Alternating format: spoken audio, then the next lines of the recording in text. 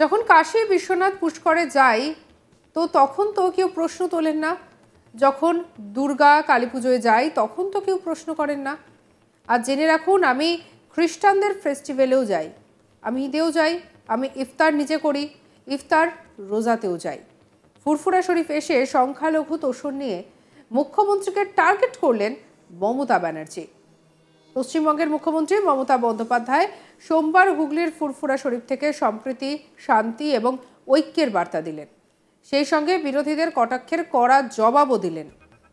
যারা তার এই পবিত্র দরগা সফরের উদ্দেশ্যে প্রশ্ন তুলেছেন, এর আগে বহুবার ইফতারে অংশগ্রহণ করতে দেখা গিয়েছে মমতা বন্দ্যোপাধ্যায়কে, কিন্তু যতবারই তিনি এমন কোনো অনুষ্ঠানে গিয়েছেন ততবারই তার বিরুদ্ধে সংখ্যালঘু তোষণের অভিযোগ উঠেছে।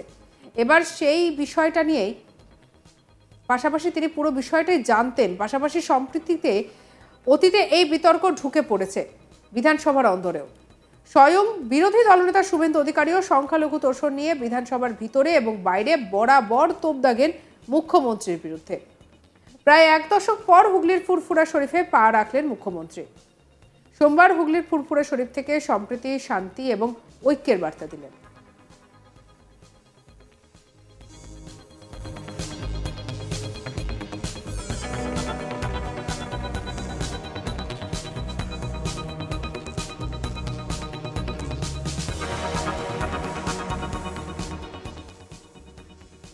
মহান সুফি সাধক আবু বকর সিদ্দিকীর মাজারে শ্রদ্ধা নিবেদন করেন এবং স্থানীয় ধর্মীয় নেতাদের সঙ্গে বৈঠকও করেন। এরপর তিনি ইফতারেও যোগ দেন। বলেন, ফুরফুরা শরীফ আমাদের হৃদয়ের জায়গা, এখানে আমি আগেও বহুবার এসেছি। তবে বিরোধীরা তার এই সফরকে ভোটের রাজনীতি বলে কটাক্ষ করেছেন।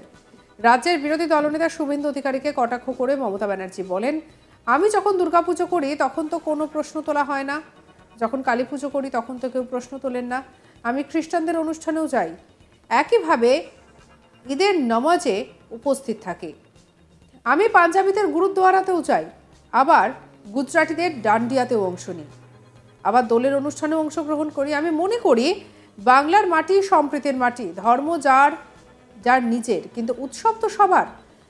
সম্প্রীতি, শান্তি, ঐক্য, এটাই আমাদের বার্তা। কি বলছেন মুখ্যমন্ত্রী শুনুন। আমি যখন দুর্গাপুজো করি তখন তো কোশ্চেন করেন না, আমি যখন কালী পুজো করি তখন তো কোশ্চেন করেন না। আর জেনে রাখুন, আমি খ্রিস্টানদের ফেস্টিভ্যালেও যাই, আমি ঈদ মোবারকেও যাই, আমি ইফতার নিজে করি এবং রোজাতেও যাই, ইফতারেও যাই, ঈদেও যাই, আমি পাঞ্জাবিদের গুরুদ্বারেও যাই, গুজরাটিদের ডান্ডি নাচেও যাই, দোল পূর্ণিমাতেও যাই, মহাবীর জৈনের কাছেও যাই। আমি মনে করি বাংলার মাটি সম্প্রীতির মাটি, সাম্প্রদায়িক সম্প্রীতির মাটি। আমি এই রমজান মাসে যেমন দোল হোলির মোবারক জানিয়েছি, আমি তেমনি রমজান মাসে সকলের রোজা আল্লাহ তাআলা কবুল করুক। আমি সকলের হয়ে দোয়া প্রার্থনা করব, সবাই শান্তিতে থাকুন। সম্প্রীতি, শান্তি, ঐক্য, এটাই আমাদের বার্তা সবাইকে ভালো রাখার জন্য। এদিকে এদিন পীরজাদা শাফেরি সিদ্দিকী কথা বলতে গিয়ে মুখ্যমন্ত্রীর কাছে দাদা সাহেব আবু বক্কর সিদ্দিকীর নামে একটি ইউনিভার্সিটির দাবি জানান। মুখ্যমন্ত্রী আশ্বাস দেন, বিশ্ববিদ্যালয় নয়, ফুরফুরা শরীফে যে পলিটেকনিক কলেজ তৈরি করার কথা বলা হচ্ছে সেই পলিটেকনিক কলেজ তৈরি হবে আবু বক্কর সিদ্দিকীর নামে। কি বলছেন মুখ্যমন্ত্রী শুনব।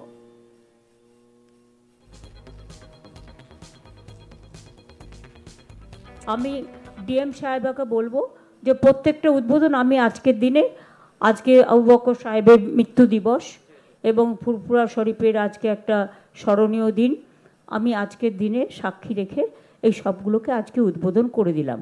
আর বাদবাকি হসপিটালটা পুরো হয়ে গেলে তখন আমি বলবো। আর এখানে আমি একটা পলিটেকনিক কলেজ করার কথা আমায় বলেছিল, যাতে ছেলেমেয়েরা স্কিল ট্রেনিং নিতে পারে, সেটা আমি প্রসেস করব, সেটা দাদার নামে করে দেবো। হ্যাঁ, আবু বকর সিদ্দিকীর নামে। আর একটা বাস স্ট্যান্ডের কথা বলেছে, তুমি এই দুটো প্রপোজাল আমাকে দিয়ে পাঠিও। অনুপের সাথে কথা বলে নাও। না, জাঙ্গিপাড়া না, তুমি জাঙ্গিপাড়া যা হচ্ছে হতে দাও। একটা বাস স্ট্যান্ড আর একটা, হ্যাঁ, ওদের লক্ষ লক্ষ লোক তো বিভিন্ন জায়গা থেকে আসে, সতীর্থরা। একটা বাস স্ট্যান্ড আর একটা পলিটেকনিক কলেজ। হ্যাঁ, পলিটেকনিক কলেজটা যখন তৈরি হবে আমি চাই এখান থেকে সব স্কিল ট্রেনিং ছেলেমেয়েরা, তাতে কী হবে, তারা ভবিষ্যতে চাকরি বাকরি পাবে। সেই জন্যই পলিটেকনিক কলেজটা যখন হবে তখন আবু বকর সাহেবের নামেই হবে, আর হসপিটালটাও যখন এখানে হবে তখনও ওনার নামেই হবে।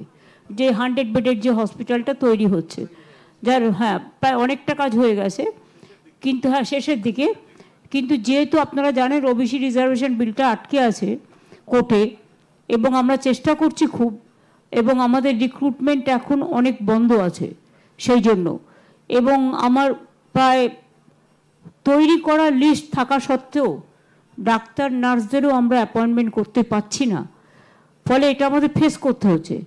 এবং সেই জন্য যখন এগুলো হয়ে যাবে তখন উপযুক্ত ডাক্তার নার্স সমেত, একটা হসপিটাল তো এমনি চলে না, সেখানে ইনফ্রাস্ট্রাকচার তৈরি করতে হয়, ডাক্তার পাঠাতে হয়, নার্স দিতে হয়, সব কিছুই দিতে হয়।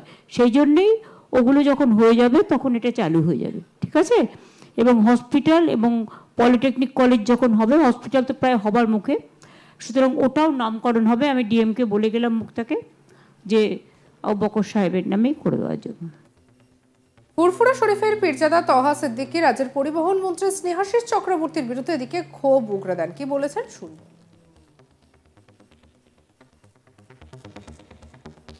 মমতা ব্যানার্জি উন্নয়নের দিকে কাণ্ডারি হয়ে আছেন, ওনার পাশে আছি। আর যদি মমতা ব্যানার্জির এমএলএ এমপি সভাপতি প্রধান যেখানে অত্যাচার করবে আমি তাদের বিরুদ্ধে কথা বলবো। তেমন কেউ আছে মানে এই সময়? অবশ্যই আছে। হাওড়া জেলায় 2-3টে আছে, আমি নাম বলবো না প্লিজ। 24 পরগনায় আছে, উত্তর 24 পরগনা, দক্ষিণ 24 পরগনা আছে, বহু জায়গায় আছে। জেলায় আমার জেলায় আছে, আমার জেলায় আছে। আমার যে স্নেহাশিস